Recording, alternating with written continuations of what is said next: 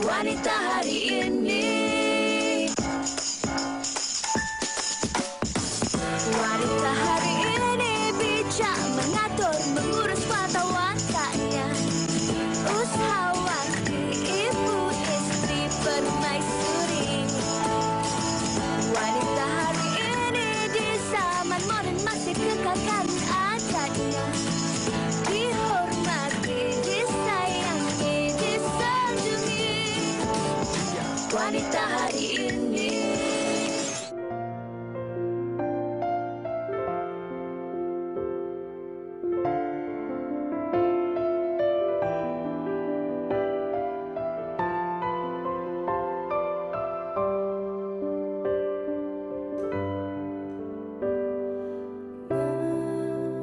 Menangkan hatiku bukanlah satu hal yang mudah.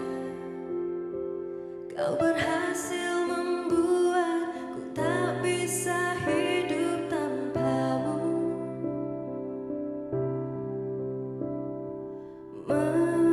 Menjaga cinta itu bukanlah satu hal yang mudah.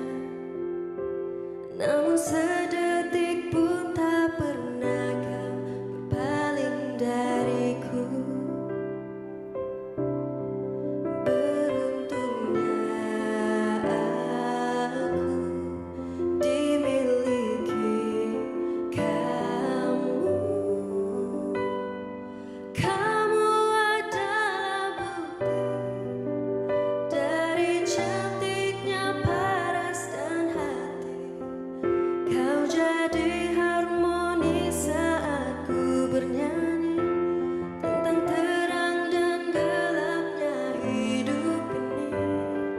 Kaulah bentuk terindah dari baiknya Tuhan padaku. Waktu tak mengusaikan baikmu. Kau lelaki terhebat bagiku, tolong kamu camkan itu.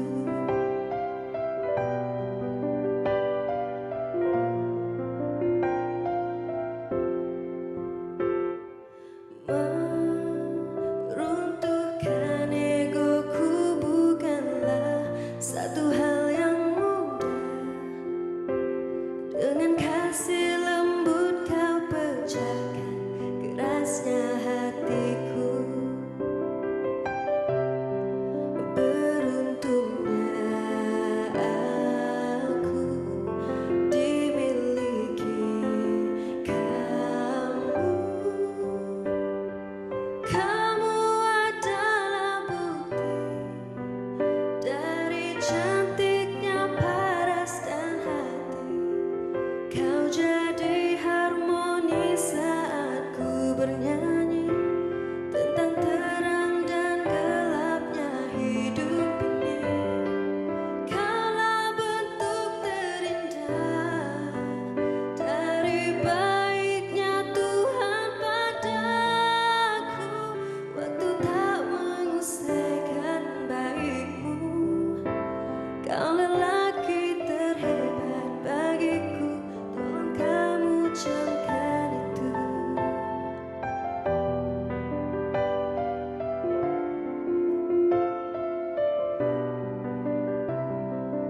Itu dia tadi lagu daripada Fatin Faishal, Bukti, membuka tirai WHI 9 Julai 2020.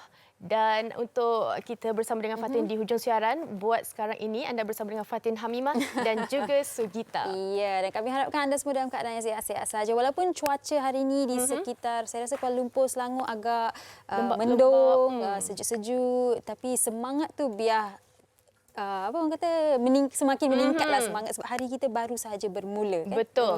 Dan apa pun Sugi, diharapkan penonton terus kekal positif dan juga kami akan bawakan topik menarik hari ini iaitu bahaya microsleep. Fatin, bila kita bercakap mengenai microsleep ni, saya kira ramai yang tahu mengenai microsleep tetapi mungkin tidak begitu orang kata familiar dengan bahaya microsleep ini kerana banyak dalam kalangan kes-kes kemalangan jalan raya terutamanya adalah disebabkan oleh microsleep. Dan apa yang paling menyedihkan adalah kes di mana baru-baru ini ada seorang pelajar universiti di mana dalam perjalanan pulang dari keluar ke kampusnya, motosikal yang dinaikinya terbabas disebabkan microsleep.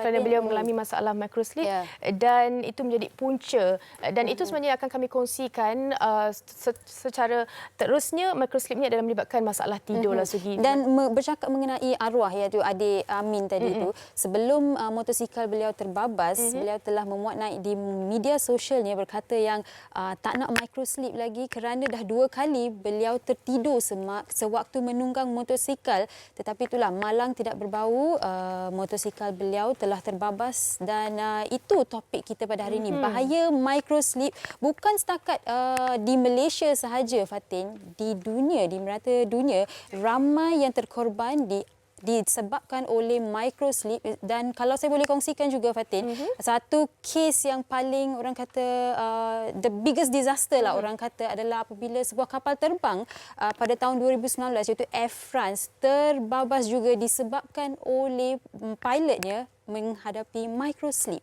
dan 228 orang terkorban disebabkan itu. Itu adalah jumlah yang sekira paling banyak kerana disebabkan microsleep ini. Itu sebenarnya yang akan kita kongsikan berkenaan bahaya microsleep ini dan apa pun anda terus bersama kami dan kami nak kongsikan antara pendapat yang ingin dikongsikan oleh penonton di luar sana mengenai topik kita. Dan juga Fatin, kalau mereka di rumah ada apa-apa persoalan mengenai topik kita pada hari ini, sama ada punca, simptom ataupun anda sendiri mengalami microsleep, anda boleh terus ke Facebook Wanita Hari Ini dan kongsikan pendapat anda, soalan anda, dan sekiranya berkesempatan kami akan bertanya soalan anda kepada doktor di studio hari ini.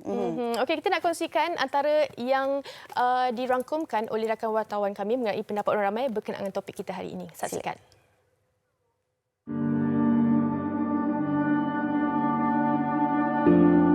Saya sejujurnya pernah mengalami, tapi sejak daripada saya tahu bahaya dia tu, so saya akan pilih untuk, kalau saya ngantuk, saya akan pilih untuk berhenti dekat arena lah. Microsleep tu macam you tanpa sedar you sebenarnya dah penat and you tertidur tanpa sedar for a few seconds. Pernah masa study obviously and also masa time driving. Tak nak ambil risiko, better you stop lah. Macam saya akan stop and then tidur berapa jam and then you wake up and then you pergi teruskan perjalanan. Saya pernah mengalami microsleep masa saya bawa motor. Sikit lagi saya nak accident tapi saya terjaga. Okay, alhamdulillah. Saya pernah juga experience microsleep and it's very dangerous sebab masa tu saya tengah drive and dekat dengan traffic light and then saya macam terbabas sikit tapi tersedar balik lah.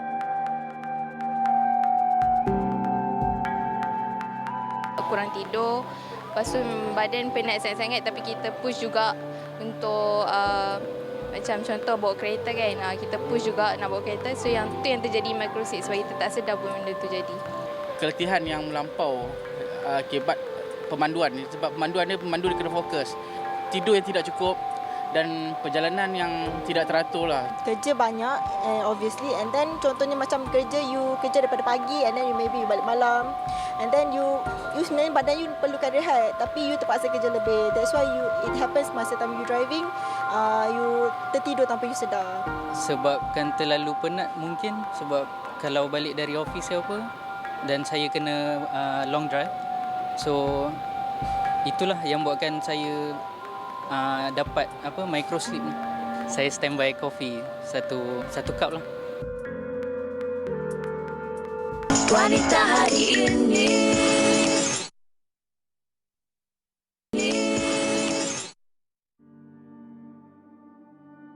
Microsleep atau tidur mikro menggambarkan situasi tidur yang singkat dan tidak dapat dikawal daripada terus berlaku untuk tempoh beberapa saat. Ia berlaku secara pantas tanpa amaran dan sukar dikawal ketika individu berada dalam keadaan mengantuk. Biarpun berusaha untuk melawan rasa tersebut, namun mereka yang berdepan dengan situasi ini mampu terlelap dalam beberapa saat. Kebiasaannya, microsleep terjadi kerana perasaan mengantuk yang tidak dapat dikawal. Antara punca terjadinya microsleep kerana individu tidak mendapat tidur yang secukupnya. Apabila anggota badan mula berasa keletihan, otak akan tertidur selama beberapa saat walaupun tangan individu tersebut sedang bergerak. Baru-baru ini kita dikejutkan dengan tragedi maut yang mengorbankan nyawa seorang pelajar Universiti Awam akibat microsleep. Mangsa dikatakan sempat memuat naik beberapa keping gambar dan status di media sosial beberapa jam sebelum kemalangan. Mangsa mengakui dia sudah 2 kali berhenti di tepi jalan akibat terlelap semasa menunggang motosikal. Kemalangan berlaku di Linggi Negeri Sembilan dan disahkan meninggal dunia di tempat kejadian. Sejauh mana pemahaman masyarakat tentang bahaya microsleep dan bagaimana cara mengatasinya? Kembali dalam Wanita hari ini, itu tadi antara sedikit rangkuman kronologi melibatkan topik kita hari ini, iaitu bahaya microsleep. Kalau kita tengok bahayanya, dalam masa sesaat sahaja, mereka yang mengalami microsleep ini boleh terlelap dan mengakibatkan kemalangan tu, Suki. Dan saya pasti ramai mungkin pernah mengalami situasi ini, Fatih. Mungkin sewaktu memandu kereta, bila terlelap sekejap saja bangun, macam mana aku masuk lorong sebelah ni? Padahal tadi aku di lorong ini. Ini adalah sebenarnya microsleep yang berlaku tanpa kita menyedari, tanpa kita sedari, dan itulah yang akan kita bincangkan hari ini, terutamanya nak tahu bagaimana kita boleh menghindari daripada berlakunya microsleep ini. Dan untuk itu, Fatin, kita bersama dengan Dr. Ahmad Khushairi Khalid selaku perunding ENT Avicenna Specialist Hospital. Selamat datang, Doktor. Terima kasih, Doktor, kita. sihat? Alhamdulillah sihat. Okey, dan di studio kita juga bersama dengan Puan Siti Nur Hazwani Mat Sabutin, merupakan salah seorang yang pernah menghidap microsleep ini. Terima kasih kerana bersama kita di Wanita hari ini. Okey. Mungkin secara ringkas doktor boleh mulakan berkenaan dengan topik kita hari ini, microsleep. Apa sebenarnya yang dikaitkan dengan microsleep? Kita tahu punca disebabkan kurang tidur dan sebagainya. Mungkin doktor boleh perincikan lagi. Okey, terima kasih soalan tu, Fatin. Pertama saya nak ucapkan terima kasih kerana menjemput saya di studio pada pagi ini. Jadi bila kita bincang tentang microsleep ni, dia adalah salah satu perkara yang terjadi apabila seorang itu, dalam bahasa Melayunya kita kata terlelap lah. Okey, terlelap ni maksudnya dia tidak respon daripada apa yang kita cakap atau apa yang dia sedang buat, dia tak sedar dalam durasi yang beberapa saat. Okey, setengah tu dia cakap 1 to 5 second, but 1 to 30 second, but duration dia beberapa saat. Dan apabila ini berlaku, bahayanya adalah jika kita sedang melakukan ataupun mengendalikan alat-alat berat, sedang memandu, jadi kemalangan boleh terjadi. Microsleep, bila kita cerita tentang tidur ni, bila kita analisa apakah maksud tidur tu, bila kita analisa kita punya brainwave ataupun aktiviti elektrik semasa kita tidur, dia ada beberapa wave yang akan menentukan kita ni dah tidur ke belum. Kita ni dah tidur stage berapa. Okey, tidur ada 4 stage. Jadi microsleep ni kalau kita nak kategorikan sebagai tidur pun tak boleh. Sebab brainwave dia tak menepati ciri-ciri wave tidur. Okey, faham. Dia kalau kita tengoknya dia ada alpha wave dengan theta wave. Dia alpha dengan theta ni, alpha ni buat waktu orang yang sedar tapi tutup mata. Itu wave-nya. Tapi wave-nya bukan ciri-ciri macam tidur. Tidur ni ada wave lain. Tapi dalam keadaan sebenarnya dia badannya bergerak, tangannya masih lagi memandu contoh, tapi dia tak respon untuk beberapa saat. Sebab itulah nama dia microsleep dan bukannya sleep. Okey, faham. Dan microsleep ni saya difahamkan boleh berlaku ketika mata kita masih lagi terbuka, ya, Doktor? Boleh juga sebab durasinya sangat singkat. Sebelum mata nak tertutup tu kita dah terlelap dulu sebelum mata kita tutup. Itu yang bahayanya microsleep itu. Okey, baiklah. Kita nak tanya kepada Puan Nur Hazwani juga. Puan lebih gemar dipanggil sebagai Puan Wani, ya? Okey, Puan Wani pernah mengalami microsleep ni. Mungkin Puan Wani boleh kongsikan dahulu bagaimana Puan Wani mengenali itu adalah microsleep, yang apa yang berlaku pada Puan Wani. Okey. Macam secara peribadinya, macam saya memang sedar yang saya ni ada microsleep. Sebenarnya daripada kecil ke apa, kita macam selalu tak cukup tidur. Lepas tu bila kita siang, kita rasa mengantuk. Kita rasa mengantuk biasa. So bila kita belajar, tengah mengajar, cikgu mengajar ke, lecturer mengajar ke, kita akan ada sesi yang tiba-tiba je tersengguk dekat meja. Tapi mungkin waktu muda orang selalu kaitkan student-student biasalah tu tak cukup tidur kan.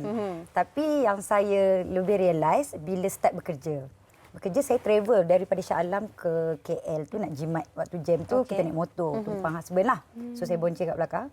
Bila dia bawa motor kita kat belakang, mungkin boring ke apa saya tak sure kan. Saya dah tersengguk tertidur. Terlelap lah, terlelap tu macam kalau ke kanan tu mungkin jatuh boleh accident tu akan bahaya. Kalau sekali dua kali mungkin kita boleh consider okey lagi. Mungkin Lepas tu penat. dah kerap. Bila dah kerap berulang kali berlaku, kita try to overcome. Oh, tak cukup tidur malam. Mungkin aktiviti kita try so many things sampai saya ada masalah tidur. Start saya ada masalah tidur, okey kita nak find out macam mana nak make sure masalah tidur tu selesai. Siap pergi buat ruqyah, takut ada gangguan jin, kenapa tak boleh tidur semua ni. Sampailah satu masa saya dah rela why not pergi jumpa doktor. Bila pergi jumpa doktor, doktor kata kita buat sleep test dulu. So bila buat sleep test, baru rela yang saya ada OSA. OSA apa? Sindrom tidur tersumbat lah. Tak nafas. Dia tak bernafas malam. Malam lah bila kita tidur.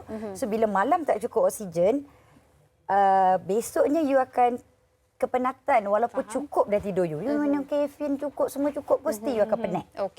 Jadi lepas buat sleep test tu barulah dah buat sleep test dah tahu dah punca-punca kenapa saya ada micro sleep di siang hari. Menarik mengenai sleep test ni sebab mungkin ramai tidak tahu yang ada something called sleep test ini. Kita tahu stress test, sleep test kita tak tahu mungkin.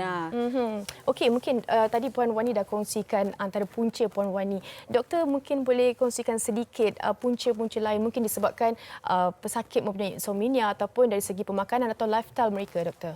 Okey, bila kita bercerita tentang microsleep ni adalah apa yang dialami oleh pesakit tersebut.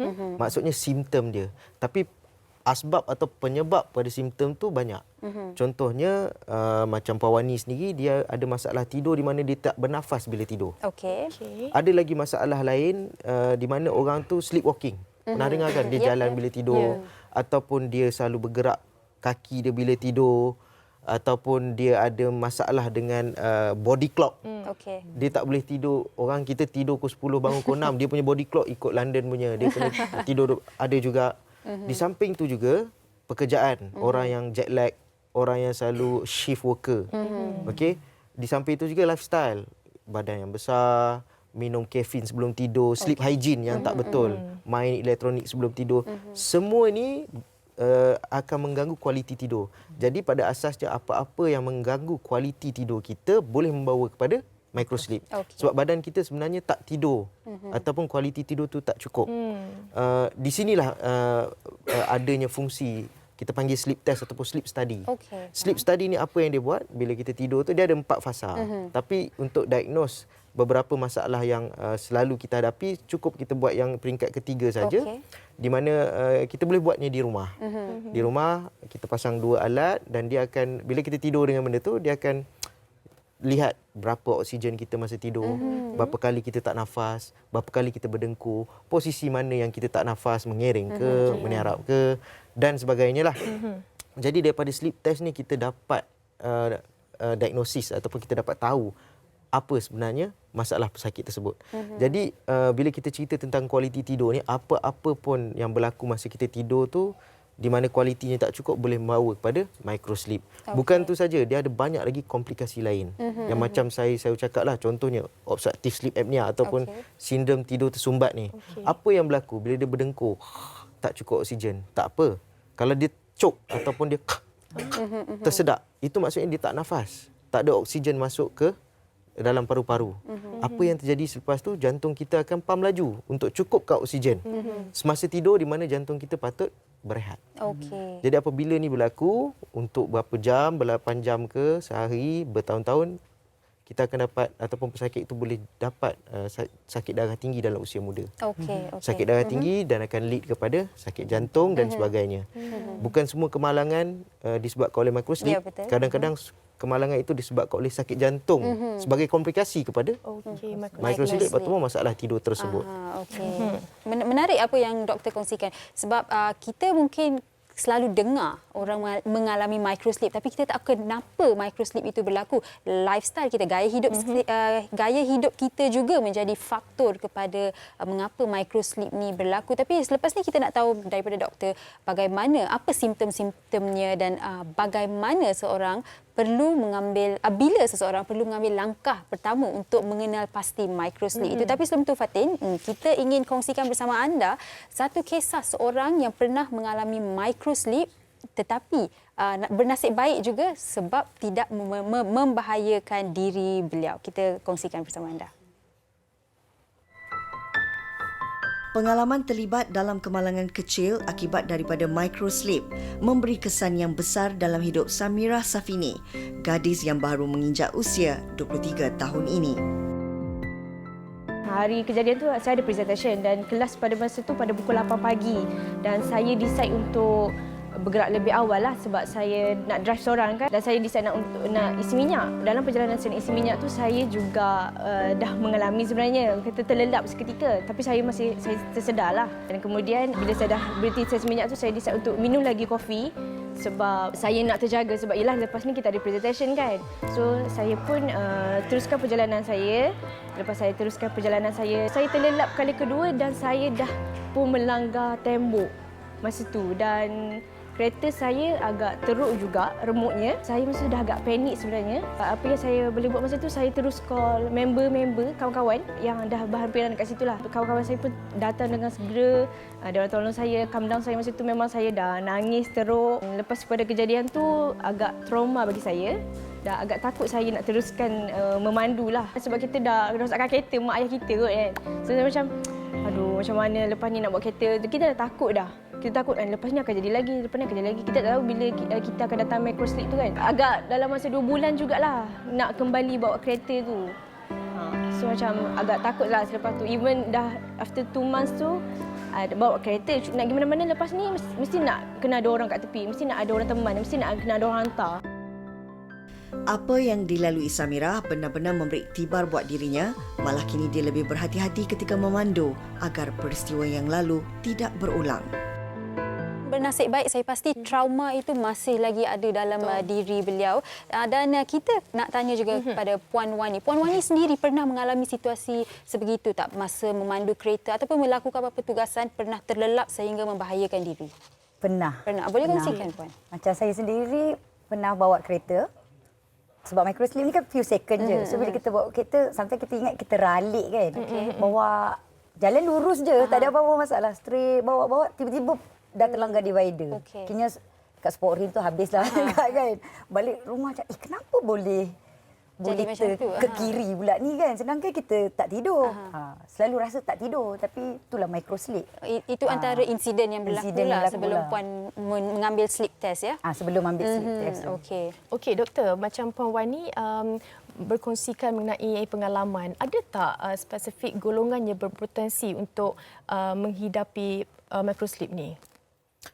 Sudah tentu ada, terutamanya golongan yang orang kata berisiko untuk menghadapi masalah microslip ni lah. Apa pun punca dia adalah bila kita punya waktu tidur itu terganggu. Jadi contohlah pekerjaan yang melibatkan waktu tidur yang terganggu. Termasuklah doktor pun, kalau kita on call, saya pun walaupun doktor pun ada kadang-kadang menghadapi microslip ni. Kan, tapi mungkin nasib baik lagi tak ada apa-apa kejadian yang buruk berlaku, insya-Allah. Tapi maksudnya kalau kita contohnya pengawal keselamatan kan yang kerja waktu malam ataupun contoh orang yang bekerja dengan company di luar negara di mana zon waktunya berbeza, dia kena tidur di siang hari, berjaga di malam hari.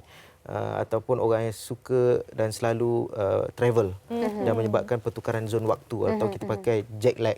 Ini adalah pekerjaan-pekerjaan yang boleh berisiko untuk membawa pada masalah microslip ini. Selain pada itu, tentulah golongan yang mempunyai berat badan yang tinggi sebab apabila berat badan kita besar, BMI kita tinggi, kita punya lemak di bahagian leher ini akan banyak. Dan apabila kita tidur, kenapa kita tidur tu baru berdengkur dengan tak nafas? Kerana aerodinamik dia lain. Kalau sedar dia tak berdengkur. Dia tak ada ototnya ada tone. Bila kita tidur, ototnya tak ada tone. Bila tak ada tone, angin lalu, lemak yang banyak ni boleh tolak. Jadi sempit ruang udara di dalam tu. Jadi sudah tentu golongan BMI yang tinggi berisiko untuk menghadapi masalah tidur ini atau yang boleh menjadikan microsleep sebagai simptomnya. Selain daripada itu, merokok dan juga tabiat tidur yang tak baguslah. Macam saya sudah ceritakan tadi, bila kita tidur ni kita perlukan suasana yang tidur yang baik. Nyaman. Kalau boleh pasang air purifier yang ada bau pun sedap. Lampu kalau ada pun yang malap. Kita tak tilam yang empuk. Kita tak nak tidur TV terbuka, handphone ada lagu pasang ke contoh kan. Lagu-lagu tidur tak apa, tapi ni lagu-lagu yang boleh merangsang otak kita walaupun kita tidur. Lagu tu rangsang otak. Jadi tak rehat otak tersebut. Semua ni boleh menyebabkan masalah tidur yang tak kualiti dan boleh menjadi microsleep di siang hari. Dan tadi doktor ada berkata bahawa apabila kita kekurangan tidur, itu akan menyebabkan microsleep dan itu juga boleh menyebabkan komplikasi seperti serangan jantung, darah tinggi naik dan sebagainya. Mungkin doktor boleh ulas lebih lanjut komplikasi daripada microsleep ini sekiranya ada ataupun apa-apa yang berkaitan dengan tidur ini sendiri. Okey. Macam saya dah cerita tadi, masalah perubatan yang boleh terjadi adalah contohnya darah tinggilah. Kan, kerana jantung dia bergerak laju masa tidur, di mana jantung patutnya rehat. Dan apabila ini berlaku, sudah tentu dia ada 3 serangkai tu. Sakit jantung, kencing manis, darah tinggi, kencing manis, sakit jantung. Ini komplikasi daripada masalah tak tidur dengan kualiti di malam hari lah. Selain pada itu juga, dia boleh membawa kepada banyak simptom. Apabila kita tak tidur ni. Tidur ada 4 stage. Kita akan masuk tu masa tidur tu stage 1. Stage 2, stage 3 dan kita panggil stage 4 ataupun REM sleep. REM sleep ni yang kita kata deep sleep. Where activity brain tu memang dia tunjuk kita sedang tidur nyenyak, mungkin boleh mimpi semasa tu, sel kita paling rest. Kalau kita ada luka ke apa, maksudlah dia nak baik, healing, occur, oksigen paling banyak dalam badan. Jadi inilah the real rest. Tapi orang yang menghadapi masalah tidur ni, kadang-kadang dia tak sampai stage 4. 1, 2, contoh kalau Oni tu berdengkur ataupun tercekik, 1, 2 terbangun. Dia masuk balik stage 1. 1, 2 masuk balik stage 1. Dia tak masuk ke stage 4. Ini stage of sleep ni kita dapat detect semasa sleep test juga. Mana dia punya stage yang dominan dalam tidur dia. So kita nak capai REM sleep. REM sleep is the rest. Apabila kita tak ada cukup REM sleep, walaupun kita tidur 10-11 jam, pagi esok mengantuk.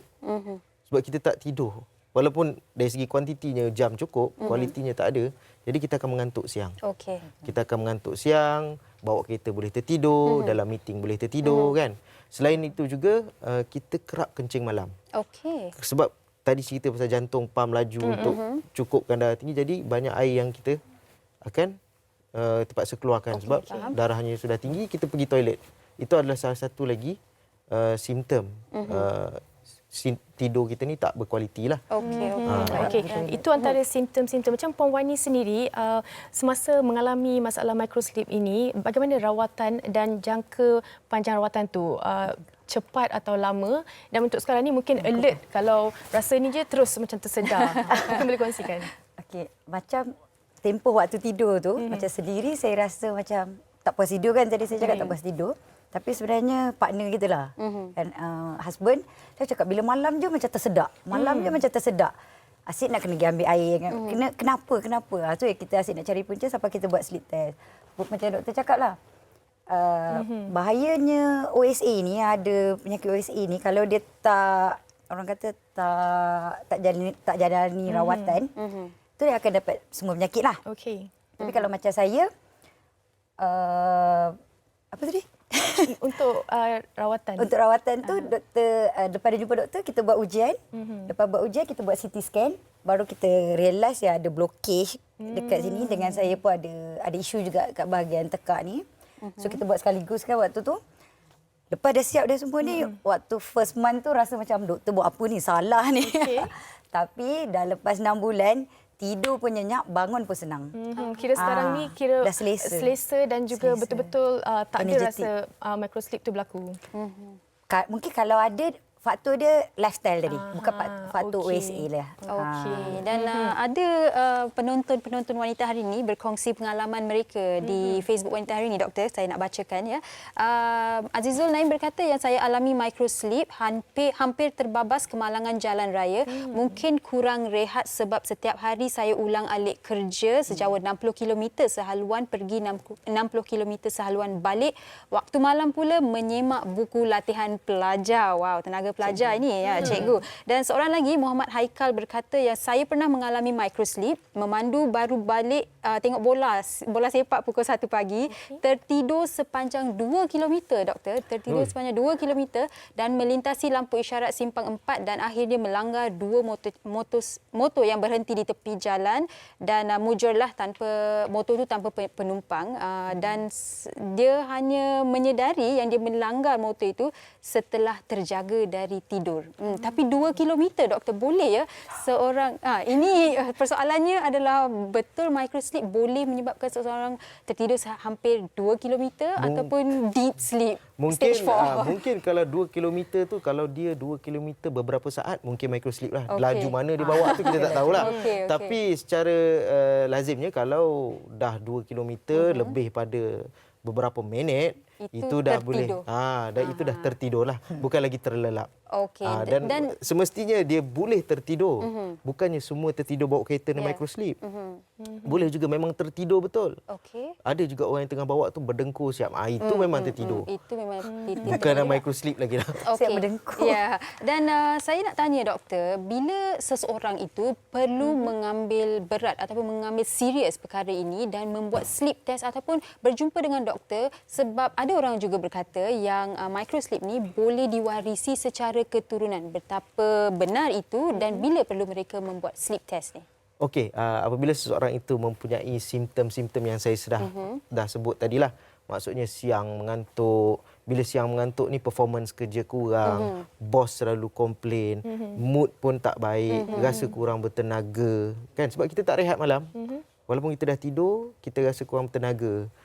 Selain itu, jika dia ada komplikasi lain seperti darah tinggi pada waktu muda, kencing manis pada waktu muda. Jadi semua perkara ni adalah perkara yang boleh membawa kita untuk pergi mencari help lah ataupun pertolongan. Selain itu juga sesetengah orang ni dia tahu dia ada masalah tidur ni, kerap terbangun. Dia macam, doktor, saya tercekik. Saya macam terbangun dari tidur. Ataupun, doktor, tidur saya ni tak nyenyak sebab kerap pergi toilet. Terbangun pergi toilet, terbangun pergi toilet. Dan selalunya lah kan, lepas kahwin, pasangan dia akan komplain. Doktor, tolonglah buat sesuatu. Sampai dia pun tak ada tidur lah. Kan? Dan dia juga boleh menjadi masalah punca rumah tangga punya masalah. Sebab dia tak boleh tidur sekali, contohnya. Jadi apabila ada semua benda ni bercerai pun ada. Ada. Jadi apabila semua ni berlaku, saya rasa seseorang itu perlu seek help ataupun pergi untuk cari pertolongan lah. Ada juga keadaan di mana sesetengah company, contohnya syarikat pemandu untuk bas, ekspres, lori. Sekarang ni kita dengar orang-orang untuk mewajibkan semua pemandunya untuk membuat satu sleep study at least once a year.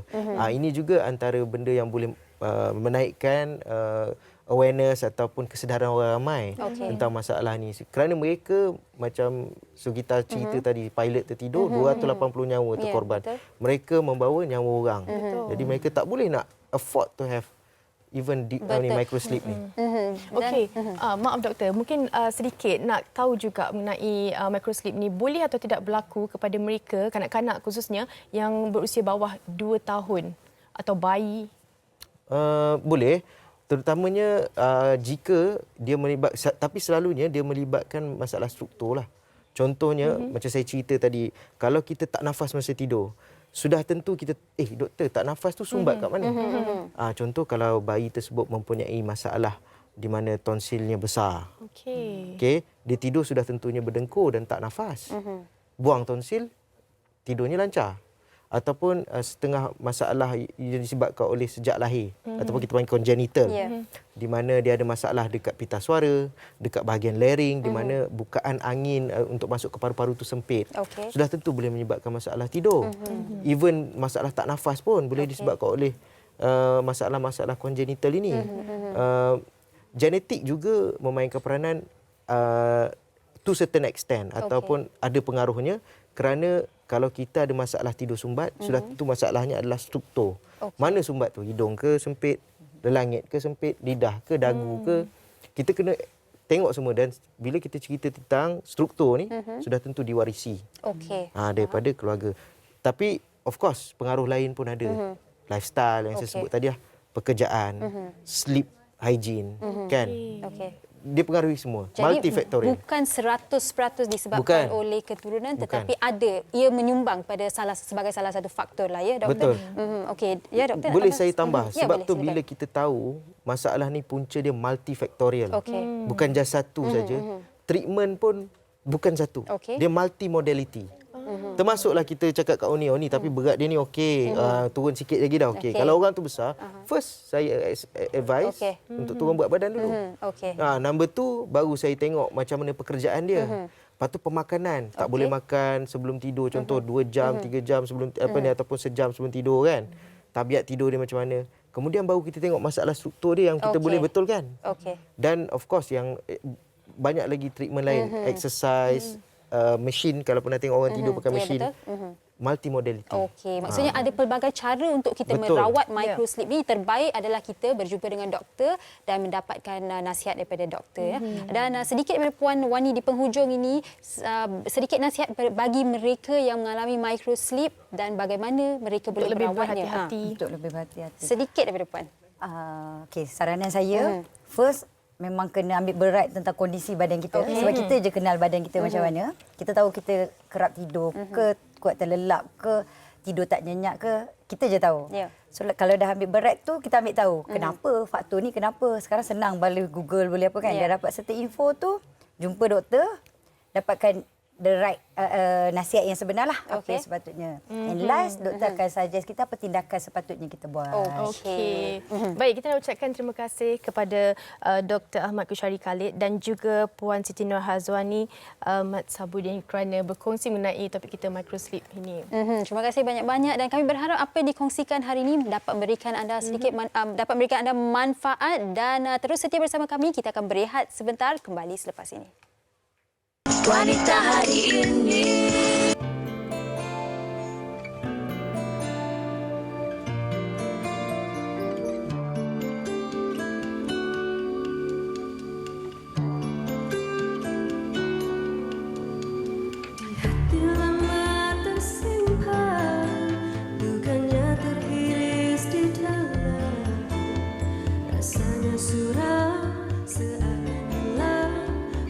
Cinta diingatan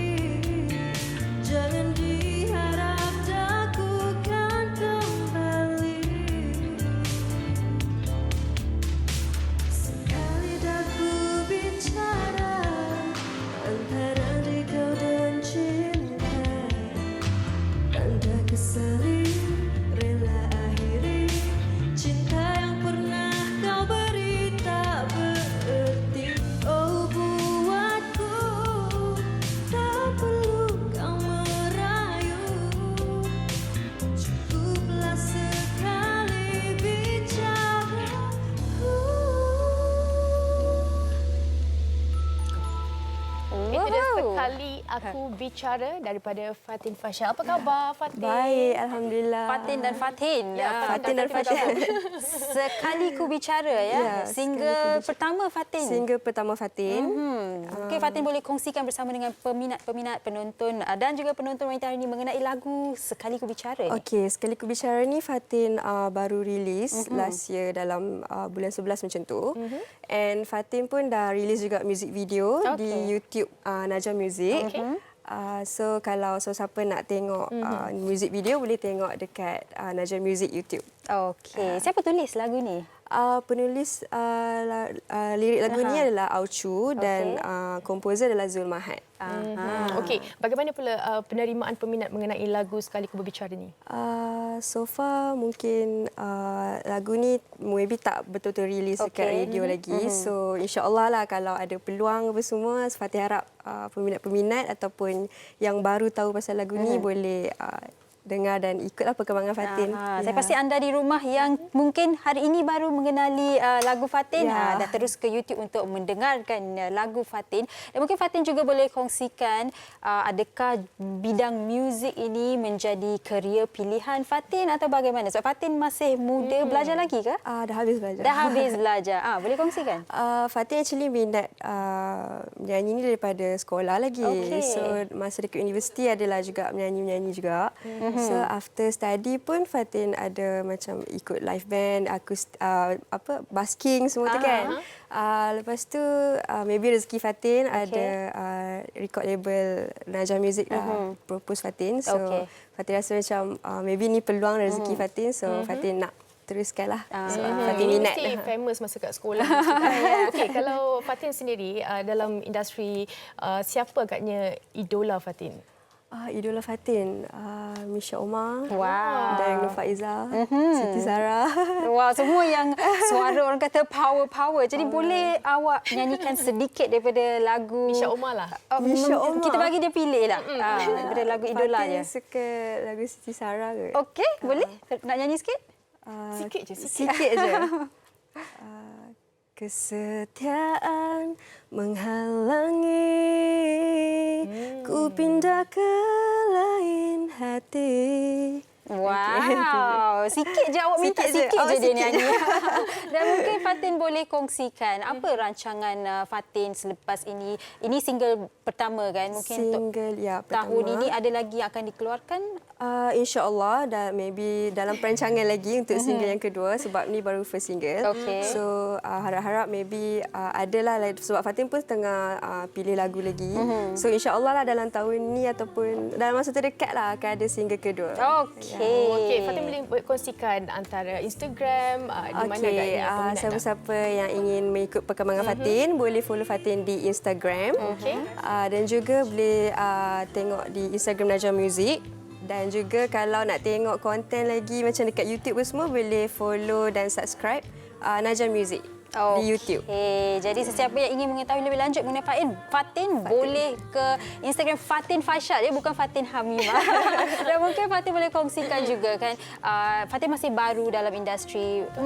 Perancangan untuk jangka masa panjang lah dalam 10 tahun lagi. Mana Fatin melihat diri Fatin selepas ini?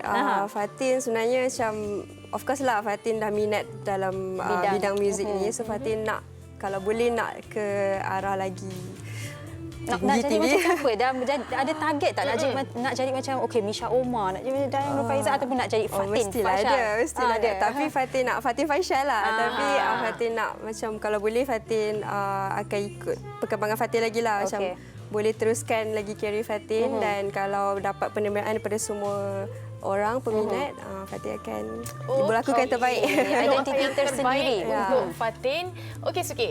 Kita akan berehat sebentar. Kita kembali kembali selepas ini. Wanita hari ini. kembali dalam Wanita Hari ini. Sehingga kini harapnya apa yang kami kongsikan kepada anda berkenaan dengan topik kita microsleep ini dapat membuka mata anda dan mungkin memberi kesedaran kepada mereka yang sebenarnya tak tahu ada microsleep. Dan kalau ada simptom ataupun nampak ada berkenaan dengan microsleep ini, cepat-cepat dapatkan rawatan daripada doktor. Dan bercakap pasal buka mata, ia telah membuka mata rakan di sebelah saya juga sebab tadi Fatin berkata, saya pun pernah lah doktor microsleep masa memandu tiba-tiba di lorong sebelah. Tak tahu pun, tak sedar bila masa kita di lorong sebenarnya bahaya. Tiba rasa gayat pula sekarang. Jadi sesiapa di luar sana yang juga pernah mengalami microsleep, cepat-cepat dapatkan nasihat doktor. Jangan tunggu sehingga ia membahayakan diri anda dan orang di sekeliling. Setuju. Okey, Sugi, untuk esok kita nak kongsikan satu topik yang sebenarnya dekat dengan hati kaum wanita. Dekat dengan hati awak, ya. Isteri bukan robot. Awak setuju?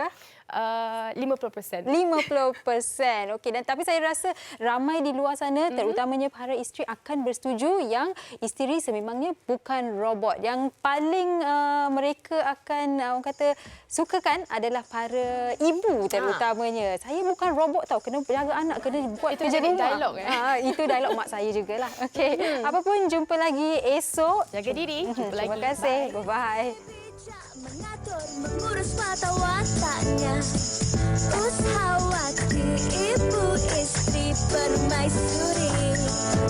Dia Ushawati, aliran masa kini dia penyambung warisan Sri Kandi. Dia lemah lembut, baik budi pekerti, tapi cekal hati dia tabah berani pendidik. Puteri dalam hal jati diri dia permaisuri kepada si suami, kepada anaknya. Dia ratu di hati, tunggak keluarga, kalau bukan dia siapa lagi? Wanita hari ini bijak, mengatur, mengurus mata wataknya. Ushawati, ibu istri permaisuri. Wanita hari ini di zaman moden masih kekalkan adatnya. Dihormati, disayangi, disanjungi. Dia Ushawati, aliran masa kini dia penyambung warisan Sri Kandi. Dia lemah lembut, baik budi pekerti, tapi cekal hati dia tabah berani pendidik. Puteri dalam hal jati diri dia permaisuri kepada si suami, kepada anaknya. Dia ratu di hati, tunggak keluarga, kalau bukan dia siapa lagi? Wanita hari ini bijak, mengatur, mengurus mata wataknya. Ushawati, ibu istri permaisuri. Wanita hari ini di zaman moden masih kekalkan adatnya.